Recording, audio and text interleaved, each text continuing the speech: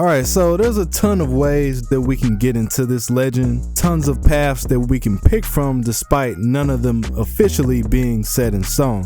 If we're going by the one in the Fate verse, Kintoki is the son of the red dragon Raijin, the god of lightning, thunder, and storms in Japanese mythology. His mother being Yama-uba, an ogress witch in the Ashigara Mountains who was impregnated by a thunderclap from Raijin. My guy Raijin is out here literally clapping cheeks. It was here that she gave birth to Kintaro, the golden boy, that boasted an enormous amount of strength from the time that he was born. His weapon of choice? An axe. And the gear that he used to sport included a red cloth with the kanji gold on it to symbolize the first portion of his name. By the time that he was 8, Kintaro could chop down trees with the same amount of power as the woodcutters in the forest around him. These were grown men, by the way. In his spare time, he would crush stone with his bare hands, slay demons, sumo wrestle against bears, and pull trees out of the ground as if it were nothing. I'm getting Kirei flashbacks already.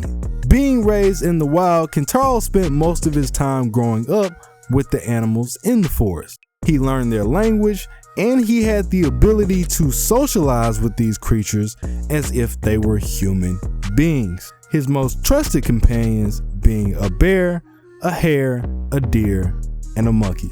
So one day he's out in the wild kicking it with these animals, and he decided to hold a wrestling match. Whichever one proves to be the strongest will receive a rice dumpling at his courtesy. And of course, he didn't take part in these matches because he already knew there would be a handicap.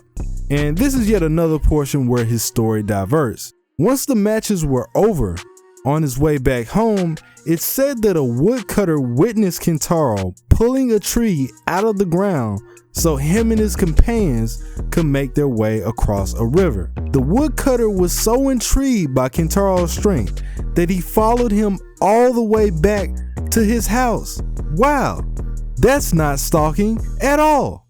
The woodcutter then reveals that he's not actually a woodcutter. He's actually a retainer for Minamoto no Yorimitsu, better known as Mama Raiko, a warrior serving the Fujiwara clan. Since the retainer had been scouting out different talents like Kintaro, he made it his best interest to get Kintaro's mom to let the boy come back with him. Now, Kintaro's mom isn't always a witch. Sometimes she's a princess, and one of the main reasons that she stayed in the forest was to keep everybody else out of harm's way from Kintaro's strength. But seeing as how this could really be a big moment for him, she didn't want to be the one that held him back.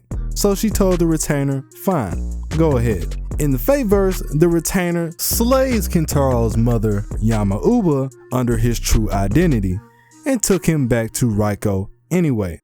He then becomes a staple part of Raiko's most trusted subordinates, the 4 Heavenly Kings. And sitting at the top as the chief of this group, stronger than all of his comrades, was Kintaro. At this point, Kintaro adopted the name Sakata no Kintoki, likely because his father's name in other legends is Sakata, and Mount Ashigara, where he grew up in, is also known as Mount Kintoki. Being a part of the 4 Heavenly Kings, Kintoki became well established as a demon hunter. And one of these demons was Shuten Doji, a girl who fled to Mount Ui and became part of the Onikan after a certain number of years.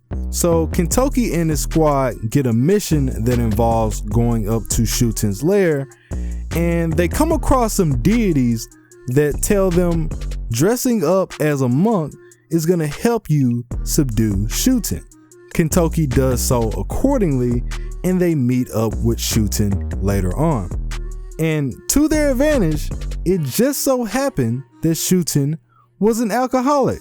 So upon their visit, Kintoki spiked the drinks when Shuten invited them into her lair, and they slayed her and her subordinates when she least expected it. His profile tells us that Shuten was pretty beautiful in his eyes, and he actually regretted his assistance in bringing her down because he had fallen in love with her.